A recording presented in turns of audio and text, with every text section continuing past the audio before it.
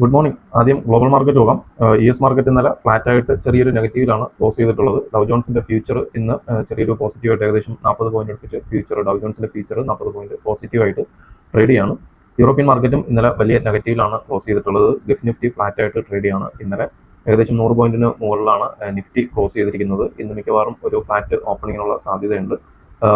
Crude ഓയിലിന്റെ വില നോക്കുകയാണെന്നുണ്ടെങ്കിൽ crude ഓയിലിന്റെ വില ഇന്നലെ ഏകദേശം $106 അടുപ്പിച്ച് കയറിയിട്ടുണ്ടായിരുന്നു. ബ്രന്റ് ക്രൂഡും ഏകദേശം 115 മുകളിൽ ഇന്നലെ പോയിട്ടുണ്ട്. കാരണം ഇന്നലെ ഇറാൻ അമേരിക്കയുടെ കപ്പലുകളെയൊക്കെ ആക്രമിച്ചു എന്ന് പറഞ്ഞിട്ട് ഹോർമൂസിൽ ആക്രമിച്ചു എന്ന് പറഞ്ഞിട്ട് ന്യൂസ് വന്നതിന് പിന്നാലെയാണ് ക്രൂഡ് ഓയിലിന്റെ വിലയൊക്കെ കുതിച്ചു കയറി ഏകദേശം 106 പോയിന്റിന് അടുപ്പിച്ച് ക്രൂഡ് ഓയിലിന്റെ വില കയറിയിട്ടുണ്ടായിരുന്നു.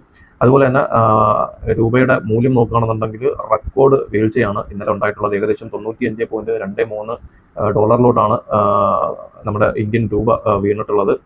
എണ്ണ വില വർദ്ധിച്ചതിനനുസരിച്ച് കറണ്ട് അക്കൗണ്ടിന്റെയും വ്യാപാര കമ്മിയും കുത്തനെ ഉയർത്തുമെന്ന ആശങ്ക കാരണമാണ് രൂപയുടെ മൂല്യം ഇടിയാനുള്ള കാരണം.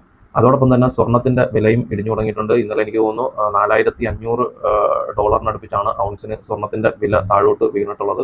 മൊത്തത്തിൽ നോക്കുകയാണെന്നുണ്ടെങ്കിൽ വീണ്ടും ഒരു യുദ്ധത്തിന്റെ പ്രതീതി അവിടെ ഹോർമൂസ് കടലെടുപ്പുമായിട്ട് ബന്ധപ്പെട്ട് വീണ്ടും ഉയർന്നു വരുന്നുണ്ട്. വീണ്ടും ആക്രമണങ്ങൾ ഉണ്ടാകുന്ന കപ്പലുകൾക്ക് നേരെ. ഇത് ക്രൂഡ് ഓയിലിന്റെ വില കുത്തനെ വീണ്ടും ഉയരുകയാണെന്നുണ്ടെങ്കിൽ ഇന്ത്യൻ മാർക്കറ്റ് വീണ്ടും താഴോട്ട് പതിയെ ഇറങ്ങി വരാനുള്ള സാധ്യത വളരെ കൂടുതലാണ്. അതോടൊപ്പം തന്നെ സ്വർണത്തിന്റെ വിലയും പതിയെ ഇടിഞ്ഞു തുടങ്ങിയിട്ടുണ്ട്. ഇന്നത്തെ നിഫ്റ്റിയുടെ പ്രധാനപ്പെട്ട ലെവൽസ് നോക്കുകയാണെന്നുണ്ടെങ്കിൽ 24,164 ഫ്ലാറ്റ് ആയിട്ട് മാർക്കറ്റ് ഓപ്പൺ ചെയ്യുകയാണെന്നുണ്ടെങ്കിൽ 24,123 മാർക്കറ്റ് ക്ലോസ് ചെയ്തിരിക്കുന്നത്.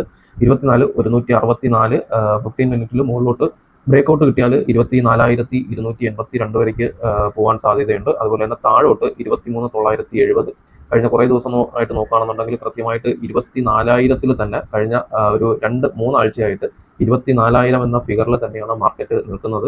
അവിടെ തന്നെയാണ് ഏറ്റവും കൂടുതൽ ബയേഴ്സും സെല്ലേഴ്സും. 24,000 എന്ന് പറയുമ്പോഴത്തേക്കും ഒരു 200 പോയിന്റ് മുകളിലും 200 പോയിന്റ് താഴെയും മാർക്കറ്റിനെ ബയേഴ്സ് മുകളിലോട്ട് കൊണ്ടുപോകാൻ ശ്രമിക്കുമ്പോൾ 24,100-200-നുള്ളിൽ നല്ല സെല്ലിംഗ് പ്രഷർ വരുന്നുണ്ട്. അതുപോലെ തന്നെ ഏറ്റവും സ്ട്രോങ് സപ്പോർട്ട് വരുന്നത് 23,800-850 ലെവലിലാണ്. മാർക്കറ്റിനെ സെല്ലേഴ്സ് 24,000 താഴോട്ട് കൊണ്ടുപോകാൻ ശ്രമിക്കുമ്പോൾ അവിടുന്ന് ബയേഴ്സ് 24,800-880 ബയേഴ്സ് മാർക്കറ്റിനെ പിടിച്ചു നിർത്തുന്നുണ്ട്. അപ്പം ഈ ഒരു റേഞ്ച് ബൗണ്ട് മാർക്കറ്റിലാണ് ഇപ്പം കഴിഞ്ഞ ഒരാഴ്ചയായിട്ടുള്ളത്. 24,824, 24,282 ഈ ഒരു 2 ലെവലാണ് പ്രധാനമായിട്ടും മാർക്കറ്റിൽ സപ്പോർട്ടും റെസിസ്റ്റൻസുമായിട്ടുള്ളത്. ഈ വരും ദിവസങ്ങളിൽ ഈ ഒരു കൺസോൾട്ടേഷൻ വിട്ട് ഏതെങ്കിലും ഒരു സൈഡിലോട്ട് മൂവ്മെന്റ് കിട്ടിയാൽ മാത്രമേ വലിയ മൂവ്മെന്റ് ഉണ്ടാവാൻ സാധ്യതയുള്ളൂ. ഇന്നത്തെ CPR നോക്കുകയാണെന്നുണ്ടെങ്കിൽ നാരോ CPR ആണ് വരുന്നത്. 24,128 തൊട്ട് 24,148 വരെയാണ് CPR വരുന്നത്. CPRന്റെ തൊട്ട് താഴെയാണ് ക്ലോസിംഗ് ഉള്ളത്. CPR ബ്രേക്കൗട്ടിനുള്ള സാധ്യതയുണ്ട്. നിഫ്റ്റിയുടെ എക്സ്പയറി ഡേ കൂടിയാണ്. 24,267, 24,287 ഏറ്റവും മുകളിലത്തെ റെസിസ്റ്റൻസും താഴത്തെ സപ്പോർട്ട് വരുന്നത്